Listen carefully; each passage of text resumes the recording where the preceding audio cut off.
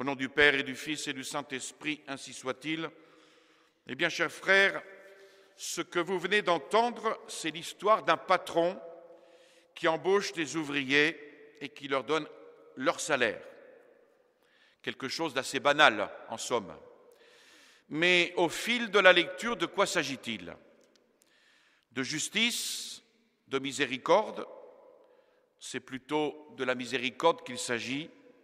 Miséricorde de Dieu qui laisse à tout homme sa dernière chance.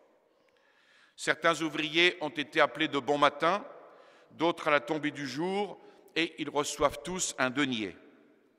C'est un petit peu le revenu universel, sauf que c'est uniquement pour ceux qui travaillent.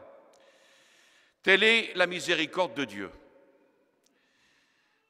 Miséricorde qui appelle chacun, conformément à ses circonstances personnelles, parce qu'il veut que tous les hommes soient sauvés. Alors c'est une parabole qui heurte un petit peu notre sentiment humain de la justice. Mais laissons de côté notre justice humaine pour regarder celle de Dieu.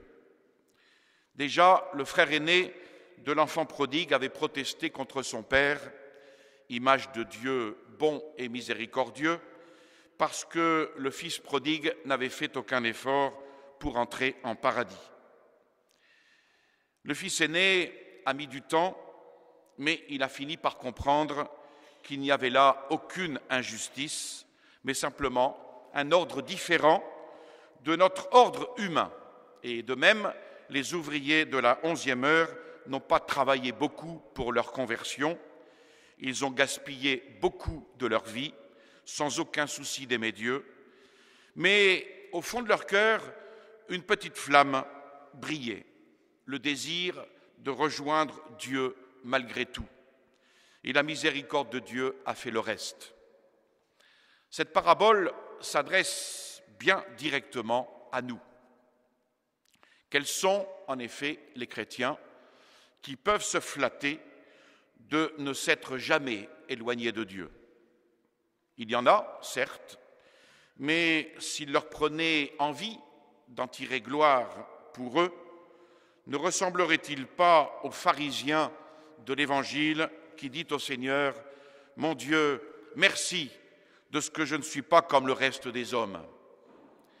Et ceux qui se sont éloignés de Dieu, et nous, s'il nous est arrivé de rester éloignés de Dieu par moments, nous-mêmes, s'il nous arrive de remettre toujours à plus tard notre vraie conversion, la parabole nous enseigne qu'il n'est jamais trop tard pour se mettre au travail. Le travail de la conversion, le travail de la purification du cœur afin d'aimer Dieu davantage. Et là, même les plus grands saints constatent qu'ils ont toujours à travailler.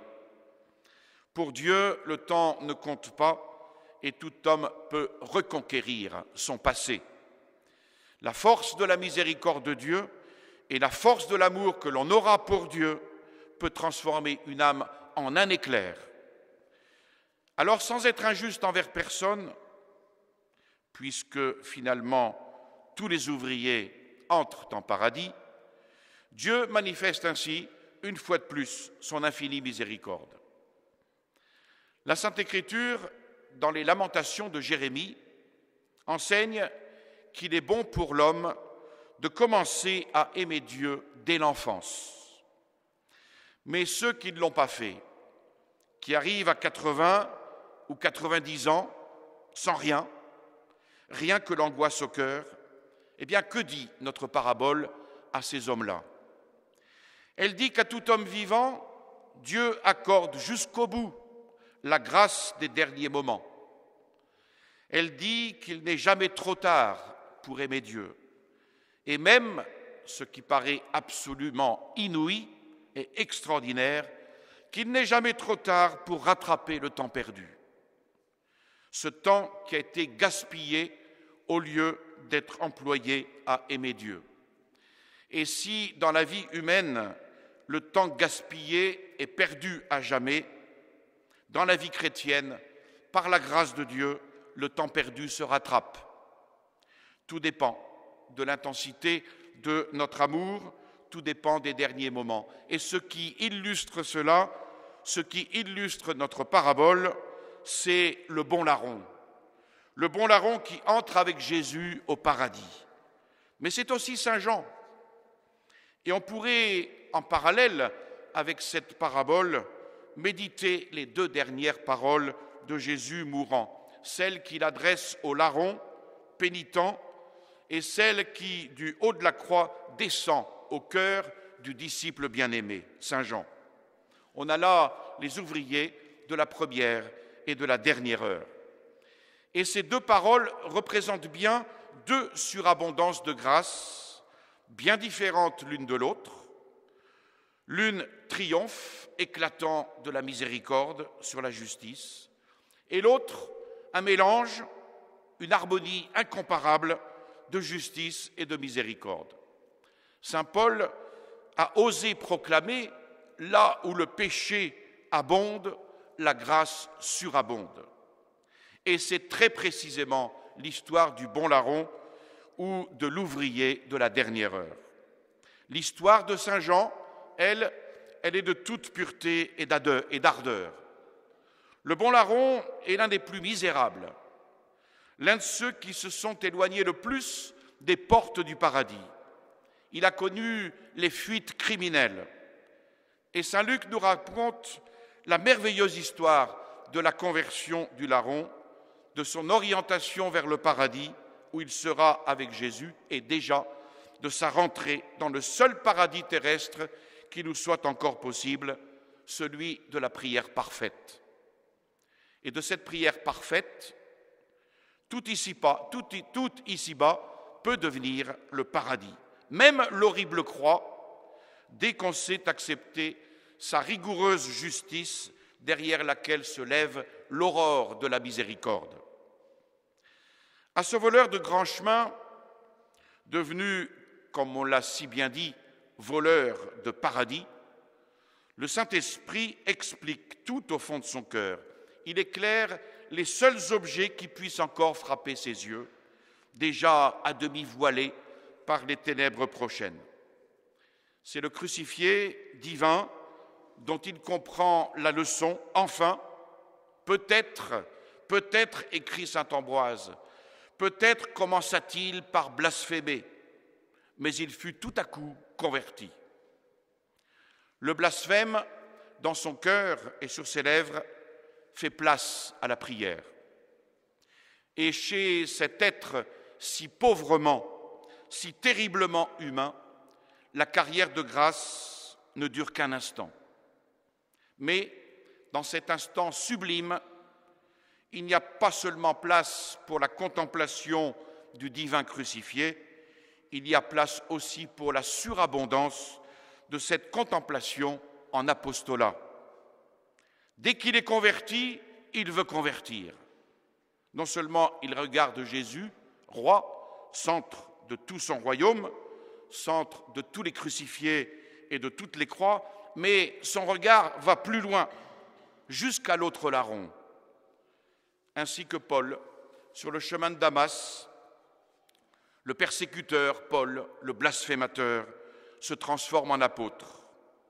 Alors il faut adorer ici cette miséricorde toute puissance dans la célérité de l'éclair de grâce qui déchire la nuit de cette âme misérable et qui, d'un trait enflammé, lui révèle tout à coup le grand secret. La grâce, s'écrit encore saint Ambroise, la grâce est encore plus féconde que la prière. Ici, elle surabonde.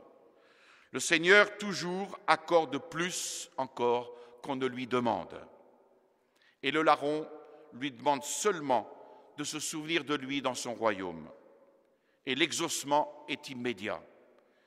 Voyez, dit saint Jean Chrysostome, voyez comment on peut passer rapidement de la croix au ciel, du supplice au paradis.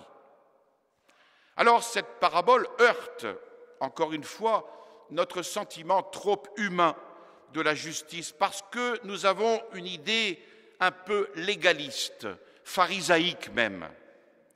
Dans l'Ancien Testament, la justice, c'est l'accomplissement de la loi. Et les pharisiens avaient poussé aux extrêmes le souci d'être en règle avec elle et de l'accomplir jusqu'au moindre iota. Et l'on voit l'un d'entre eux dans l'Évangile se regarder comme juste parce qu'il a accompli les 10 commandements et jusqu'au moindre détail. Telle est la justice légale. Saint Paul avait été élevé dans cette doctrine, dans la doctrine de ce légalisme extrême. Et lui-même nous a dit qu'il avait été pharisien, jusqu'au boutiste. Tourmenté d'idéal moral, il avait voulu conquérir la justice en observant la loi intégralement. Et voilà que vient Jésus-Christ, qui lui prêche la liberté, l'affranchissement des enfants de Dieu. Non pas l'anarchie, mais la liberté. Plus que tout autre, Paul fut irrité de cette doctrine nouvelle qui soustrayait les âmes au joug du légalisme. Mais au milieu même de sa fureur, il est terrassé sur le chemin de Damas. Et après une retraite de 3 ans, il reparaît transformé.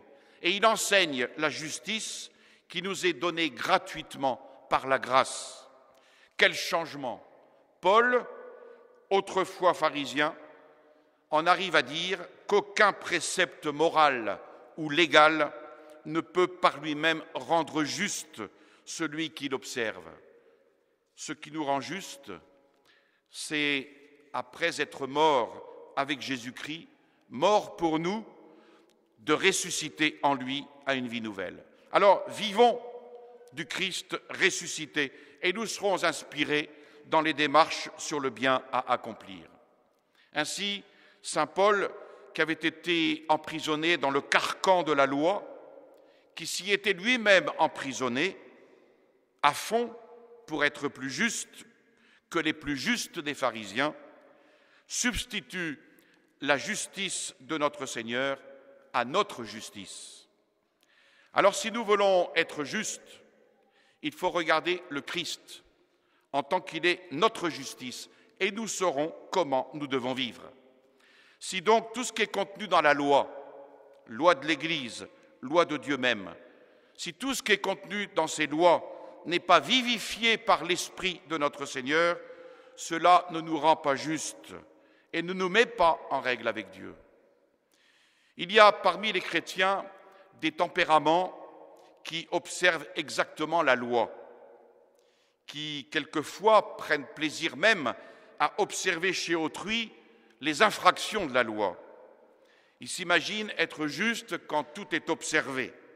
Un petit peu comme ces citoyens républicains d'aujourd'hui qui, parce qu'ils ne fument plus depuis le 1er janvier, parce qu'ils s'occupent des bébés phoques et qu'ils cotisent à la Société protectrice des animaux, qui, parce qu'ils traversent scrupuleusement sur les passages cloutés, travaillent le dimanche et respectent les invertis, se considèrent comme les modèles des citoyens. Eh bien non, cela n'est pas la justice chrétienne. Elle est située sur un autre plan beaucoup plus noble et beaucoup plus digne. Ce qui caractérise précisément le christianisme, c'est l'absence d'une loi qui ne soit que loi, c'est-à-dire qui viendrait uniquement de l'extérieur, frapper et contraindre.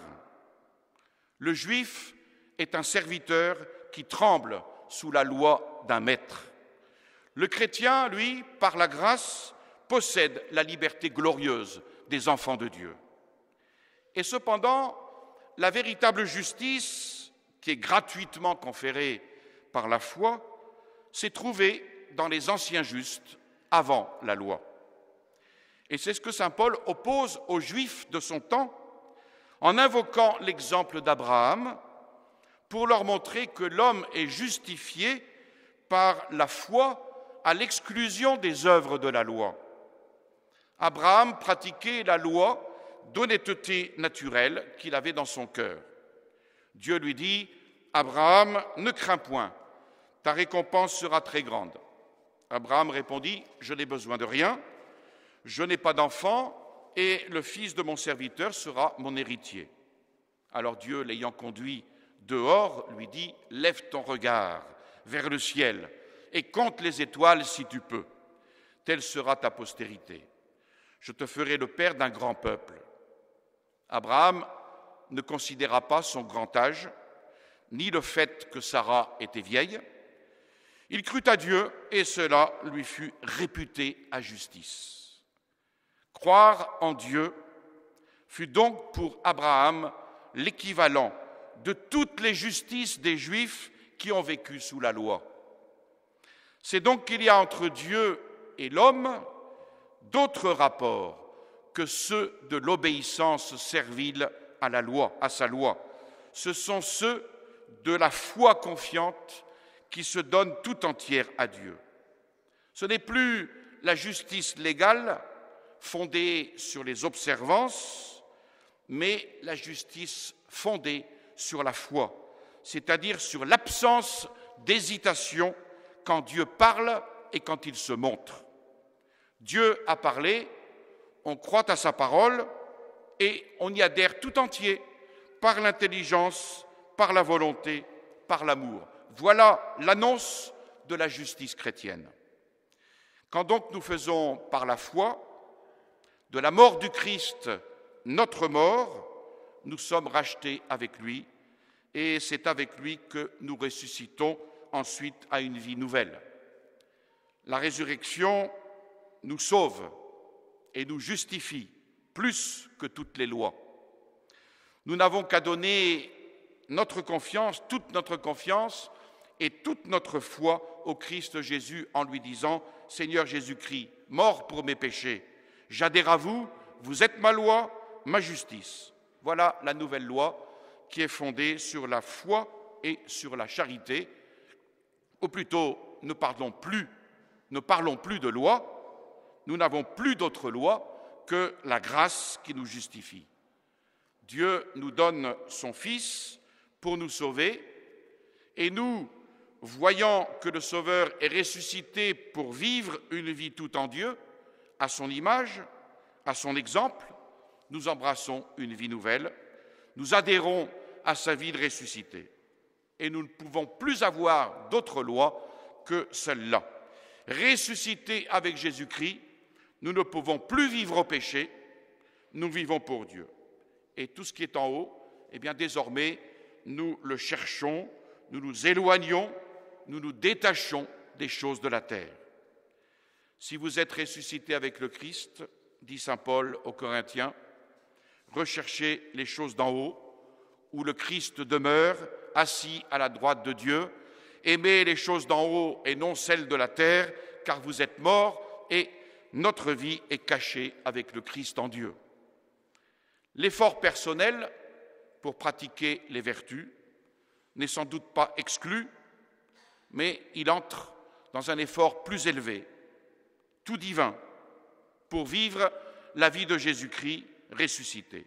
Alors, ressuscité, c'est n'avoir aucune attache aux choses corporelles, ni même aux formes plus hautes de la vie humaine, comme la vie sociale, comme la vie morale, en tant que légale. C'est s'identifier par la foi à la vie du Christ ressuscité et mener avec lui une vie toute nouvelle. Notre Seigneur Jésus-Christ nous l'a dit, « Je suis la voie, la vérité, la vie ». Et pour le chrétien, il n'y a pas d'autre vie que celle de Jésus-Christ, il n'y a que Jésus-Christ. Nous avons donc à mener une vie détachée des choses qui ne peuvent pas nous béatifier pour nous attacher à celui-là seul qui peut nous nourrir et nous faire croître dans la vie nouvelle où nous devons marcher. Dans la vie chrétienne, il n'y a donc plus de légalité, plus de loi morale si on prend le mot loi comme un carcan qui enserre nos âmes de force et du dehors, du genre de celui que l'on nous applique aujourd'hui en France.